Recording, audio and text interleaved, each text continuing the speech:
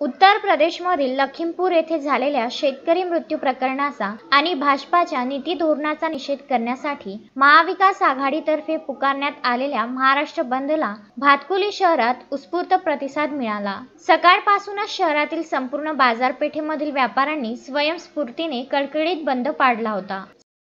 शेतकरी विरोधी केंद्र सरकार आणि त्या केंद्र सरकारने या देशामध्ये जे शेतकऱ्यांच्या विरोधात असणारे 3 काळे कायदे या देशाच्या सभागृहामध्ये ते 3 काळे कायदे करून घेतले आणि शेतकऱ्यांवर लादण्याचा जो प्रयत्न सुरू आहे त्यासाठी दिल्लीमध्ये गेल्या 1-1.5 वर्षापासून आंदोलन सुरू आहे। त्याच आंदोलनाचा भाग म्हणून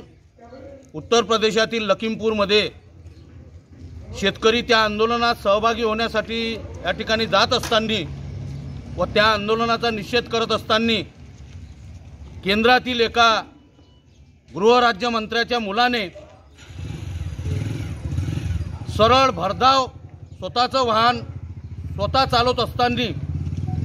त्या शेतकऱ्यांच्या डायरेक्ट अंगावर आणून त्यांना चिरून टाकण्याचा प्रयत्न या ठिकाणी या देशामध्ये अशी मोठी दुर्दैवी घटना या ठिकाणी झालेली आहे। त्या घटनेच्या निमित्ताने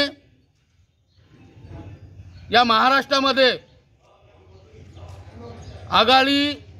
शासनाच्या माध्यमातून शिवसेना, काँग्रेस, राष्ट्रवादी आणि इतर सहकारी पक्षाच्या माध्यमातून बंदचं आवाहन करण्यात आलं आणि त्या बंदच्या माध्यमातून आज या भातकुली तालुक्यामध्ये भातकुली शहरामध्ये आम्ही सर्वपक्षीय शिवसेना, काँग्रेस, राष्ट्रवादी व आमचे सहकारी पक्ष यांच्या माध्यमातून त्याच्या निषेधार्थ या बंदचं आयोजन करण्यात आलेलं होतं आणि ज्या शेतकरी विरोधी केंद्र सरकारने हे कृषी कायदे मागे घ्यावे व लखीमपूरच्या घटनेचा निषेध या ठिकाणी नोंदवण्याच्या माध्यमातून हे आंदोलन होतं।